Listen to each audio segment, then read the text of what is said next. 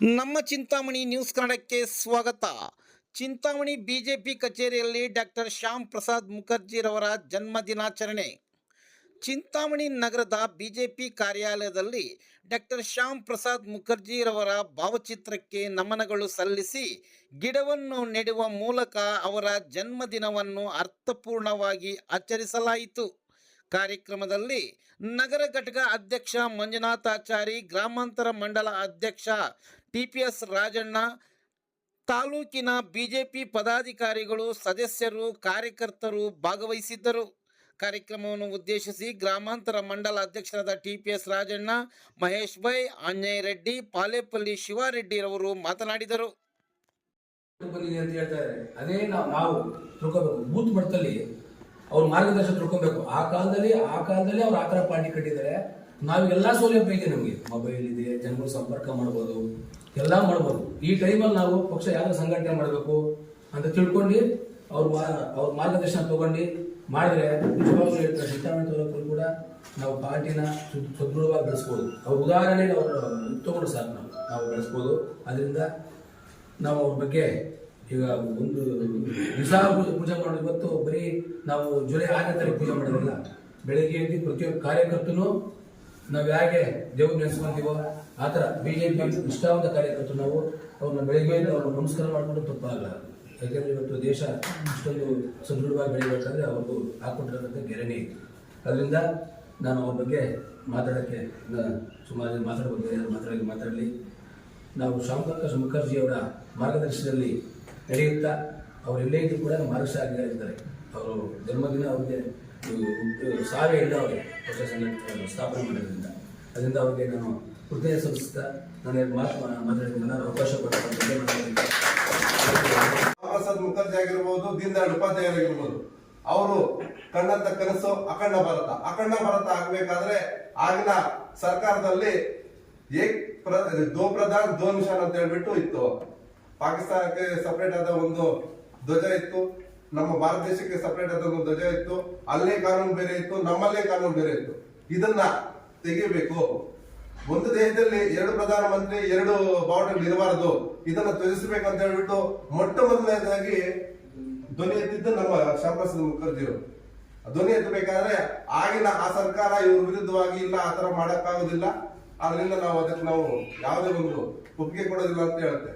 ಆಗ ಶ್ಯಾಮ್ ಪ್ರಸಾದ್ ಮುಖರ್ಜಿ ಅವರು ಆ ಸರ್ಕಾರವನ್ನು ತ್ಯಜಿಸಿ ಅವರ ವಿರುದ್ಧವಾಗಿ ಕೆಲಸ ಮಾಡಿ ಭಾರತೀಯ ಜನತಾ ಪಾರ್ಟಿಯನ್ನ ಮತ್ತು ಅವ್ರ ಜೊತೆಗೆ ನಮ್ಮ ದೀನ್ ದಯಾಳ್ ಉಪಾಧ್ಯಾಯರು ಇಬ್ರು ಸೇರಿ ಈ ಭಾರತೀಯ ಜನತಾ ಪಾರ್ಟಿಯನ್ನ ಒಂದು ಶಿಸ್ತು, ಏನು ಕಾಂಗ್ರೆಸ್ ಸರ್ಕಾರದಲ್ಲಿ ಅವರು ಯಾವ ಒಬ್ಬೊಬ್ರು ಒಂದೊಂದು ಹೇಳಿದ್ರೆ ಒಬ್ಬೊಂದೊಂದು ರಾಜ್ಯಾಂಗ ಬರೆಯುತ್ತಾರೆ, ಆತರ ಅಲ್ಲ. ಭಾರತೀಯ ಜನತಾ ಪಾರ್ಟಿಯಲ್ಲಿ ಅಧ್ಯಕ್ಷರು ಒಂದು ಏನಾದ್ರು ನಮ್ಗೆ ಆಜ್ಞೆ ಕೊಟ್ರೆ ಅದೇ ಅಂತಿಮ. ಬಂಗಾಳದಲ್ಲಿ ಜನಿಸ್ತಾರ. ಅವರು ತಂದೆಯವರು ಆಗಿನ ಕಾಲಕ್ಕೆ ಅಲ್ಲಿ ವಕೀಲ ವೃತ್ತಿಯನ್ನು ಪ್ರಾರಂಭ ಮಾಡಿ ಮತ್ತೆ ಅಲ್ಲಿ ಹೈಕೋರ್ಟಿನ ನ್ಯಾಯಮೂರ್ತಿಗಳಾಗ್ತಾರ. ಮತ್ತೆ ಅವ್ರ ತಾಯಿನೂ ಜೋಗಮಯ ದೇವಿಯವರು, ತಂದೆ ಅಶುತೋಷ್ ಮುಖರ್ಜಿರವರು. ಅವ್ರದ್ದು ಉನ್ನತ ಅಂದ್ರೆ ಆರ್ಥಿಕವಾಗಿ ಸದೃಢವಾದಂತ ಒಂದು ಫ್ಯಾಮಿಲಿ. ಅವರು 1923ರಲ್ಲಿ ಅವರು MA ಪದವಿಯನ್ನ ಮುಗಿಸಿ ಮತ್ತೆ 1924ರಲ್ಲಿ ಕಾನೂನು ಪದವಿಯನ್ನ ಪಡಿತಾರ. ತದನಂತರ ಅವರು ಇಂಗ್ಲೆಂಡ್ಗೆ ಹೆಚ್ಚಿನ ಶಿಕ್ಷಣಕ್ಕಾಗಿ ಇಂಗ್ಲೆಂಡ್ಗೆ ಹೋಗಿ ಅಲ್ಲಿ ಬ್ಯಾರಿಸ್ಟಿಯರ್ ಒಂದು ಪದವಿಯನ್ನ ಪಡೆದು ಮತ್ತೆ ಅವರು ವಾಪಸ್ ಆಗ್ತಾರೆ. ಆದ್ಮೇಲೆ ಅವರ ಒಂದು ಉನ್ನತ ಶಿಕ್ಷಣವನ್ನ ಗಮನಿಸಿದ ಕಲ್ಕತ್ತಾದ ಯೂನಿವರ್ಸಿಟಿಯಲ್ಲಿ ಅವರನ್ನ ಸೆನೆಟ್ ಮೆಂಬರ್ ಆಗಿ ಮೊದಲು ಆಯ್ಕೆ ಮಾಡ್ತಾರೆ. ತದನಂತರ ಅವರನ್ನ ಅಂದ್ರೆ ಈಗೇನು ಪದವೀಧರ ಕ್ಷೇತ್ರ ಅಂತೇನು ಹೇಳ್ತಾರ, ಆ ಒಂದು ಇದರಲ್ಲಿ ಅವರನ್ನ MLC ಆಗಿ ವಿಧಾನ ಪರಿಷತ್ತಿಗೆ ಆಯ್ಕೆ ಕೂಡ ಆಗ್ತಾರೆ. ಶ್ಯಾಮ್ ಪ್ರಕಾಶ್ ಮುಖರ್ಜಿ ಅವರ 123ನೇ ಜನ್ಮದಿನಾಚರಣೆಯನ್ನು ನಮ್ಮ ಬಿಜೆಪಿ ಕಚೇರಿಯಲ್ಲಿ ಆಚರಣೆ ಮಾಡ್ತಾ ಇದ್ದೀವಿ. ಅವರ ಧ್ಯೇಯ ತತ್ವ ಸಿದ್ಧಾಂತಗಳಿಗೆ ಅನುಗುಣವಾಗಿ ಪಕ್ಷ ಯಾವ ರೀತಿ ಬೆಳೆದಿದೆ, ಅವರ ಮುಂದಿನ ಆ ಶ್ರಮ ಹಿಂದೂಗಳ ರಕ್ಷಣೆಗಾಗಿ ಅವರು ಮಾಡಿದಂತಹ ಕರ್ತವ್ಯಗಳು ನಮ್ಮ ಕಣ್ಣ ಮುಂದೆ ಹೀಗೆಯೂ ಎದ್ದು ಕಾಣುವಂತ ಇದೆ. 1901 ಜುಲೈ ಶ್ಯಾಮ್ ಪ್ರಕಾಶ್ ಮುಖರ್ಜಿ ಅವರು ಉನ್ನತ ಕುಟುಂಬದಲ್ಲಿ, ಅಂದರೆ ಆರ್ಥಿಕವಾಗಿ ಸದೃಢವಾಗಿದ್ದಂತಹ ಅಂದಿನ ಬಂಗಾಳದ ಹೈಕೋರ್ಟ್ ಜಡ್ಜ್ ಆದಂತಹ ಅಶುತೋಷ್ ಮುಖರ್ಜಿಯವರ ಮಗನಾಗಿ ಜನ್ಮ ತಾಳ್ತಾರೆ. ಇಂಗ್ಲೆಂಡ್ನಲ್ಲಿ ಬ್ಯಾರಿಸ್ಟರ್ ಮುಗಿಸ್ತಾರೆ.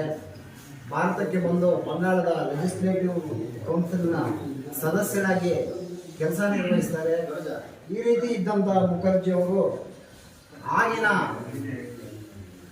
ಜಮ್ಮು ಕಾಶ್ಮೀರದ ಶೇಖ್ ಅಬ್ದುಲ್ಲಾ ಮತ್ತು ನೆಹರೂರವರ ಮಿಕಾಯಿತ್ತು ಒಪ್ಪಂದದ ಪರಿಣಾಮಗಳಿಂದಾಗಿ ಪೂರ್ವ ಮತ್ತು ಪಶ್ಚಿಮ ಪಾಕಿಸ್ತಾನದ ಅಲ್ಪಸಂಖ್ಯಾತ ಹಿಂದೂಗಳ ಮೇಲೆ ನಡೆಯುತ್ತಿದ್ದಂತಹ ಮಾರಣಾಂತಿಕ ಹಲ್ಲೆಗಳನ್ನು ಒಳಗೊಂಡು ಅವರು ತಮ್ಮದೇ ಆದ ಒಂದು ಆಲೋಚನೆಯನ್ನು ಹಿಂದೂಗಳ ರಕ್ಷಣೆಗಾಗಿ ಮಾಡ್ತಾರೆ.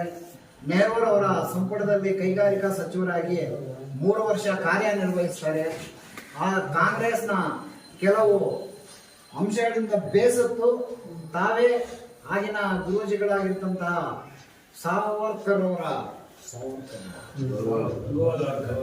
ಗೋವಾರ್ಕರ್ ಅವರ ಮಾಧವರಾವ್ ಸದಾಶಿವರಾವ್ ಗೋವಾರ್ಕರ್ ಅವರ ಆದೇಶದಂತೆ ಜನಸಂಘದ ಸ್ಥಾಪನೆಗಾಗಿ ಮುಡಿಪಾಗಿರ್ತಾರೆ. 1951 ಅಕ್ಟೋಬರ್ 21ರಂದು ಜನಸಂಘವನ್ನ ಸ್ಥಾಪನೆ ಮಾಡ್ತಾರೆ.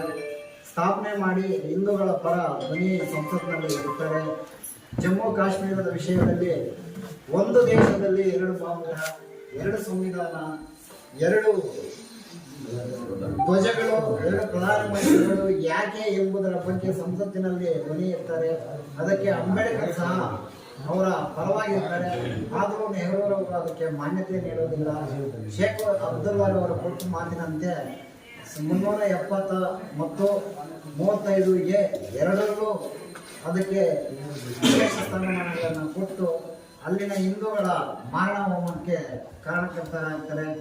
ಅದರಿಂದ ಬೇಸತ್ತಂತ ಶ್ಯಾಮ್ ಪ್ರಕಾಶ್ ಮುಖರ್ಜಿ ಅವರು ಜನಸಂಘವನ್ನು ಸ್ಥಾಪನೆ ಮಾಡಿ ಆಗಿನ ಜನಸಂಘ, ಇಂದಿನ BJP ಅವ್ರನ್ನ ಜಮ್ಮು ಕಾಶ್ಮೀರಕ್ಕೆ ಹೋದಂತಹ ಸಂದರ್ಭದಲ್ಲಿ ಸೆರೆವಾಸಕ್ಕೆ ಈಡು ಮಾಡ್ತಾರೆ. ಸೆರೆವಾಸದಲ್ಲಿ ಅವರು ಉಪವಾಸ ಸತ್ಯಾಗ್ರಹ ಹಮ್ಮಿಕೊಂಡು ಸಾಯ್ತಾರೆ ಅನ್ನೋ ವದಂತಿಯನ್ನು ಹಬ್ಬಿಸ್ತಾರೆ. ಆದರೆ ಕೆಲವು ಮೂಲಗಳ ಪ್ರಕಾರ ಅವರಿಗೆ ಜೈಲಿನಲ್ಲೇ ಹಿಂಸೆಯನ್ನು ಕೊಟ್ಟು ಸಾಯಿಸಿದ್ರು, ಬೇಕಾಗಿ ಸಾಯಿಸಿದ್ರು ಅನ್ನೋ ಪ್ರತೀತಿ ಇದೆ. ಆದರೆ